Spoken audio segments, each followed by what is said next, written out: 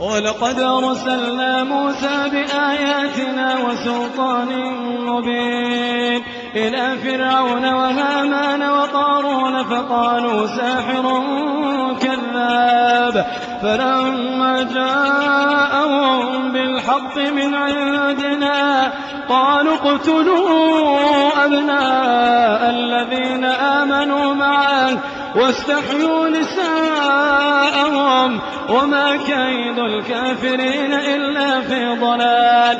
وقال فرعون ذروني أقتل موسى وليدع ربه إني أخاف أن يبدل دينكم أو أن يظهر في الأرض الفساد. وقال موسى إني عذت بربي وربكم من كل متكبر لا يؤمن بيوم الحساب. وقال رجل مؤمن من آل فرعون يكتم إيمانه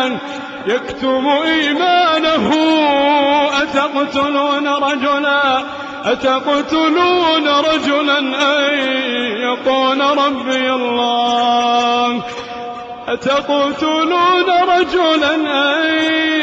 يقول ربي الله وقد جاءكم بالبينات من ربكم وإن يك كاذبا فعليه كذبه وإن يك صادقا يصبكم بعض الذي يعدكم إن الله لا يهدي من هو مسرف كذاب. يا قوم لكم الملك اليوم ظاهرين في الأرض فمن ينصرنا من بأس الله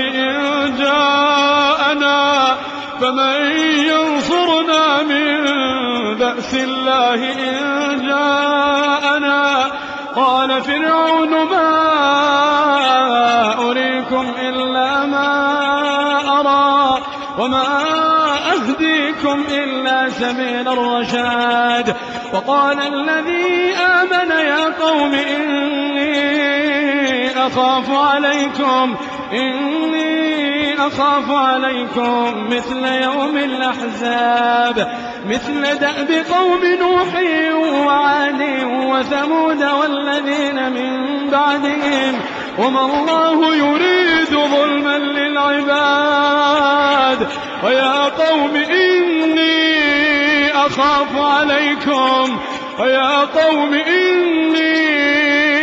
أخاف عليكم يوم التناد يوم تولون مدبرين ما لكم من الله من عاصم ومن يضلل الله فما له من هاد.